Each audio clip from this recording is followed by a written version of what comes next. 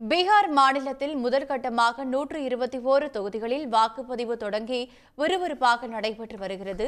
இது தொடர்பாக பாட்னாவில் உள்ள நமது செய்தியாளர் பிரபாகரனிடம் கூடுதல் தகவல்களை கேட்கலாம். பிரபாகரன், தற்பொழுது நீங்க எந்த தொகுதியில் இருக்கீங்க? வாக்குச்சாவடியில் மக்கள் கூட்டம் எவ்வாறு காணப்படுகிறது? விவரம் என்ன?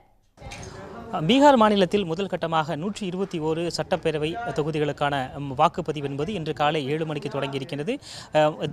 மத்திய பீகார் மற்றும் தெற்கு பீகாரில் அதிகமாக இருக்கக்கூடிய 18 மாவட்டங்களைச் சேர்ந்த 121 சட்டப்பேரவை தொகுதிகளுக்கு இன்று காலை 7 மணிக்கு வாக்குப்பதிவு தொடங்கியிருக்கின்றது.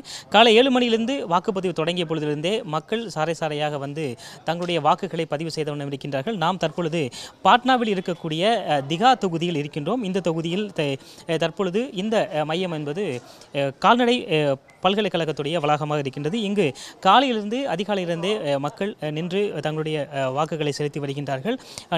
நீண்ட வரிசையில் நின்றும் வாக்குகளை செலுத்துகின்றார்கள். இங்கு 5 வாக்குச்சாவடி மையங்கள் இருக்கின்றன. 5லுமேயே பொதுமக்கள் நீண்ட நேரம் காத்திருந்து தங்களுடைய வாக்குகளை செலுத்தியிருக்கின்றார்கள்.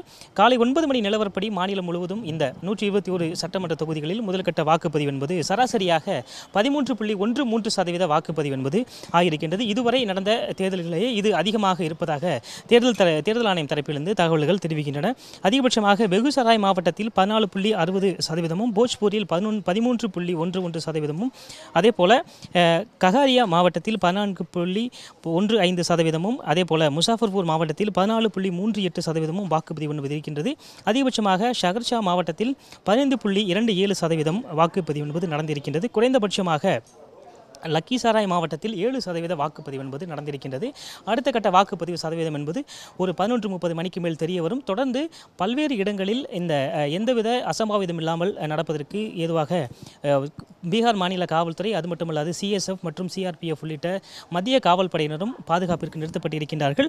ஒவ்வொரு பகுதிகளிலும் அந்த பதற்றமான வாக்குச்சாவடிகள் மற்றும் கூடுதல் கண்காணிப்பிற்கு தேவைப்படக்கூடிய வாக்குச்சாவடிகளில் CRPF அதிகாரிகள் நேரடியாக வந்து ஆய்வு செய்து தேவையான நடவடிக்கைகள் மேற்கொள்ளப்பட்டிருக்கின்றதா என்பதை உறுதி செய்திருக்கின்றார்கள். ஏற்கனவே அங்கு கூடுதல் காவல்துறை நிறுத்தப்பட்டிருந்தால் கூட அந்த பகுதியில் தேவையான காவல்துறை சரியானதாக சென்று கொண்டிருக்கின்றதா அல்லது கூடுதல் ஏதேனும் காவலர்களை நிறுத்த வேண்டுமா என்பதை நேரில் வந்து ஆய்வு செய்கின்றார்கள். நாம் இருக்கக்கூடிய இந்த பகுதியிலும் கூட 5 வாக்குச்சாவடிகள் இருக்கின்றன. வரக்கூடியவர்கள் ஹெல்ப் டெஸ்க் மூலமாக எந்த வாக்குச்சாவடியில் வாக்கு செலுத்த வேண்டும் என்பதை உறுதி செய்கிறார்கள். அதன் பின்பாகவே அவர்களுக்கென்று தனியாக ஒதுக்கப்பட்ட அந்த வாக்குச்சாவடியில் சென்று வாக்குகளை செலுத்துகின்றார்கள். நீண்ட நேரம் காத்திருக்கக்கூடியவர்களுக்கு தேவையான அந்த குடிநீர் வசதி மற்றும் கழிப்பிட வசதி ஆகியவை விரிவாக ஏற்படுத்தப்பட்டுள்ளதாக இங்கு இருக்கக்கூடிய தேர்தல் பொறுப்பு அதிகாரிகள் தெரிவிக்கின்றனர். பிரபாகரன், உங்கள் கூடுதல் விவரங்களுக்கு நன்றி. உடனுக்குடன் செய்திகளை தெரிந்து கொள்ள சன் நியூஸ் பெல் ஐகானை கிளிக் பண்ணுங்க.